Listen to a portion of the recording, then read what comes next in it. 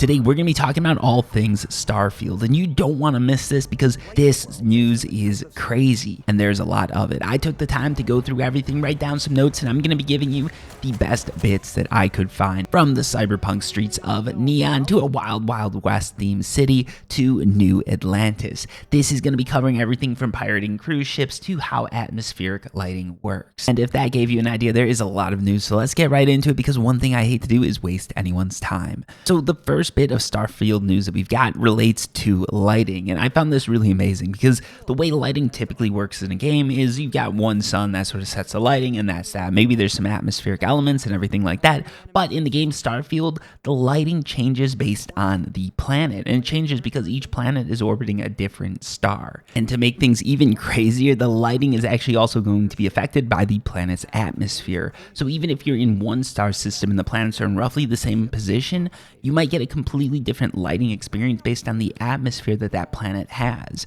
And to make everything feel even more realistic, they actually worked with NASA to get these effects right. In addition to this, you've also got gravity that changes based on the planet. So some planets are going to have really intense gravity. Maybe you really won't be able to jump, and other planets you're going to be able to jump right off of, or practically jump right off of. If you thought jumping was just all that you get, no, it gets even crazier because based on the weapon that you're using, gravity will affect you. So for instance, if you have a typical ballistic gun and you shoot it, you're going to be pushed backwards in zero-G environments, which means you might want to use something like an energy weapon or maybe even your fist. Now, going back to the planets, we got some insane news about how planets are going to be working. So in the game Starfield, there's going to be two types of planets. There's going to be handcrafted planets. These would be planets that have amazing sort of cyberpunk Wild West cities or all sorts of crazy stuff that we're going to get into later in the video. The ones we're going to be talking about now are procedurally generated planets. And the way that this is going to be working is extremely interesting to me because they were not procedurally generated before the game was produced. They're going to be generated as you arrive at them. So every player is going to have a different set of planets, and even between playthroughs, you might have different sets of planets, which adds a lot to the replayability of this game.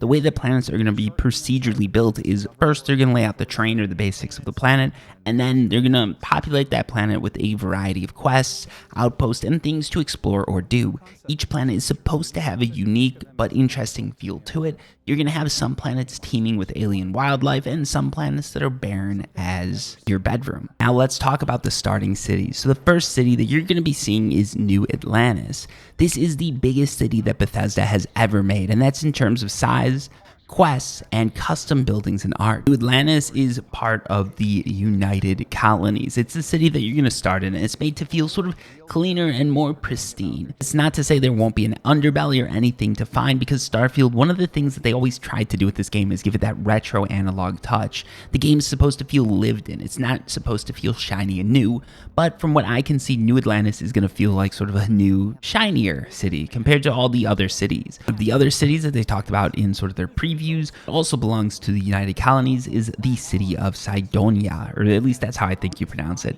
It's a Martian mining city. This city is going to feel dirtier and sort of more like, it's going to feel more industrial, but it's going to be an interesting city to explore, I think, because it's such a sort of departure from what you're going to be getting at New Atlantis.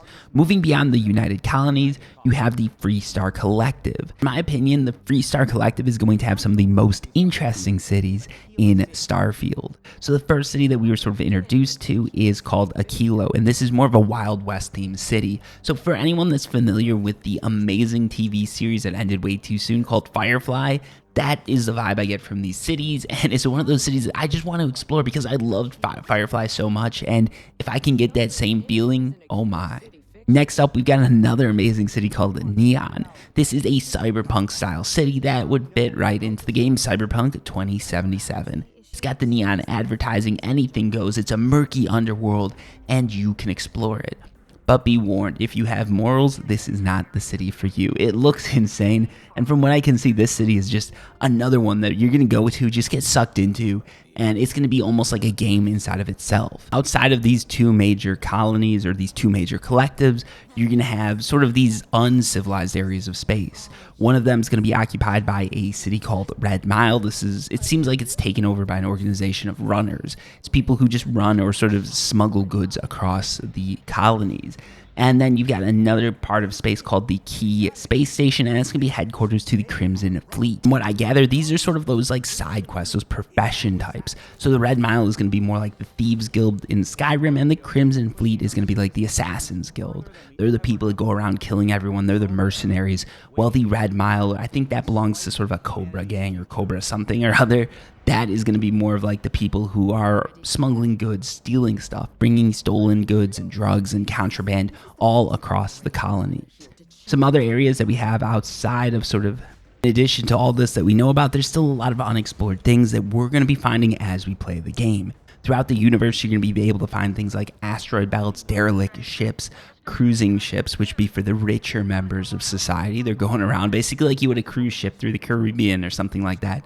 There's going to be cruise ships going through space. There's going to be battleships, and there's going to be base stations, and it's completely up to the player how they want to interact with all of these things. From what they talked about, it seems like you're going to have a few options. You're going to be able to hail ships and get information. You're going to be able to trade, maybe even go over to a ship for a nice friendly lunch. You can also take the more aggressive approach. You can attack, you can destroy the ship, or you can go board the ship and take over. If you take over the ship, it gets added to your inventory, and then you can go ahead and sell it for profit, of course. Whether or not you're going to be able to take over cruise ships, battleships, or space stations remains to be seen, but I can see that being an amazing thing. Imagine you're role-playing a space pirate out in the outer areas of the universe. You dive deep, you go deep, you find a cruise ship filled with rich passengers. You and your crew arm up, you board acting friendly, you sit down for lunch, pull out your guns, and take over. It's up to you. Do you kill all the passengers, auction them back to the highest bidder, or just sell it all for scrap and claim that you found it lost and adrift in space? I don't know. It just seems like there's some amazing stories that can come from this, and I can't wait to see just how much customization we have. Whether or not you can take over a cruise ship or do anything like I just described remains to be seen. So back to reality. Let's talk about skills, character creation, and ship creation. So if you're talking about skills, there's going to be a few different things that you can do. This is going to be more like a ranking up game. It's going to be an RPG. It has that classic RPG feel. If you like Fallout, if you like Skyrim, it's going to be somewhere in there. It's not going to feel like a Call of Duty game, just to get that out of the way. Now, let's talk about some of the skill types and skill sort of abilities and things like that you're going to have. First off, you're going to have two things that are somewhat related. So you've got backgrounds. These are going to give characters starting skills, and they can come in handy. You might be known as a chef. You might have a background as a chef, and then in the middle of an important meal, you've got to stand up and cook because the chef got sick or something like that. Maybe that's how you assassinate a character. You say, hey, I'm a Michelin star chef. Let me go back and cook in your kitchen, sneak a little poison into a dish, and bing, bang, boom. You've assassinated someone without anybody knowing. Now, another thing that you can also have are traits. These are optional, and they're going to have advantages and disadvantages. So some traits are going to mean that you have to pay your parents money so that they can sort of live a somewhat decent life. But that means when you go visit them, you're going to get sort of these side quests and these side sort of like these nice little moments that you wouldn't have gotten otherwise. Maybe you're going to have some quest that gives you a little bit of a boost in combat, but mercenaries are going to randomly attack you. Or maybe in the past you were part of this mercenary group, and that means when you run into them in space, instead of a hostile enemy, you have an amazing friend. Yeah, it just goes deep. Here's a few of the backgrounds and traits that we know of by pausing the video and looking at the screenshots. On this list, we've got a beast hunter, a bouncer, a bounty hunter, a chef, a combat medic, a cyber runner, a cyberneticist, a diplomat, an explorer, a gangster, a homesteader, an industrialist, a long hauler, a pilgrim, a professor, and a ronin. There's a few more backgrounds that we can't really get access to, but here from this list, from this selection, here's what a cyber runner is. From Neon to New Atlantis, the megacorps stand as monuments to power, prestige, and profit. You've worked both for and against them on the inside and out, often sacrificing conscience for credits. And as a boost, you've got, it's going to give you stealth, security, and theft. I'm not going to go into what all those is because I think that's just going to bore people, but you get the drift. The Cyber Runner is going to be a nice little stealth class that gives you a interesting way to play the game. And when you play this game, there's going to be multiple ways that you can approach it. So you can be a stealth player. You can sort of sneak by the enemy. You can be that brute force player that just kills everyone in sight. Or maybe you use charisma to talk your way into and out of a lot of interesting situations. Now let's move over to traits and list the traits that we did manage to see. Well, of the traits that we managed to see, you've got alien DNA. That's interesting. Dream home, empath, extrovert, Freestar Collective Settler, so that probably is going to mean that you're a little bit cooler with the Freestar Collective. Hero Worshipped, and this one they've actually got sort of the title for, Hero Worshipped. You've earned the attention of an annoying, adoring fan who will show up randomly and jabber at you incessantly. On the plus side, he'll join your ship's crew and give you gifts. So for those of you who don't know this annoying fan, I think they come from, I believe it's like the Elder Scrolls universe. I think specifically with Skyrim. I could be wrong. I recognize the face, but I think it was Skyrim, but it could have been Oblivion. Anyways, moving on, another trait you got is Introvert, Kid Stuff, Neon Street Rat, Raised Enlightened, Raised Universal, Serpents Embraced, Spaced, Taskmaster, Terra Firma, United Colonies Native. So those are a few of the traits that you can have, and I don't know if you're going to be able to mix things like a United Colonies Native and a Freestar Collective Settler. I don't know how friendly these colonies and collectives are with each other, but if they are, maybe you can mix those two and you can be a United Colonies born native who joined the Freestar Collective, and maybe you're also an introvert and that's why you decide to join and go explore the outer reaches of the universe. But yeah, it's a really interesting system here, and you're going to have a bunch of different ways that you can play your character, and what makes it even cooler is the amount of replayability this gives you, because certain traits and backgrounds are going to unlock certain stories. And from what we've seen, they're going to unlock at least one specific companion. Now, going into companions, what companions are is they're characters that are going to join you on your quest. It seems like some are only going to be with you for a short time until you complete certain missions, and some might be with you for the duration of the game. You're going to be able to let them go and sort of drop them off at outposts, which you can sort of create to mine resources on planets, or you could put them on your ship and use them to help you chart through the universe. You have a choice of whether or not you want to take a companion, and it seems like there's going to be a variety of them scattered throughout the game.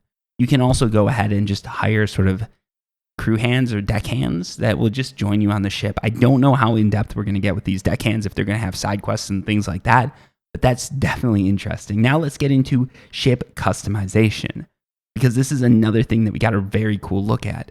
So now they gave a preview of ship customization. If you pause that preview, you can see all the parts that are customizable on a ship, and it is huge. Here's the list. You've got cowling, a shield generator, a docker, fuel tanks, a gravity drive, weapons, a habitat, engines, cockpit, cargo hold, reactor, landing gears, and a bay. I believe that would be a cargo bay. I don't know if there's going to be any sort of additional components that you can add, but when it comes to layout of the ship too, the layouts can be changed. You can design animals with your ships. You can design robots. You can design these ships however you want. It doesn't seem like these are going to be so centered in reality, so sort of your imagination is the limit when it comes to what sort of ship you design, and you can sort of put all these components in any order you want. I don't know if you can have engines firing into the cockpit or anything insane like that, but it seems like there is a huge amount of customizability here, and sort of you can design to your heart's content. If you want to be a hardcore role player, maybe you'll just have the sleekest, coolest looking ship where you've customized all the colors to make it blend in with space. Or maybe your ship's going to be a pink dildo flying through space. We really don't know. It's going to be completely up to you, it seems. And yeah, sky's the limit. It's going to be crazy to see what some people come up with. But that is all the Starfield news that we've got for now. This video went a lot longer than I was expecting it to, but if you did enjoy it, if you made it this far, let me know down below in the comments. Hit like and hit subscribe, because if a lot of people watch this, I'm probably going to be doing more Starfield videos. And if it gets really crazy, we're going to be doing some insane giveaways. Until next time, peace.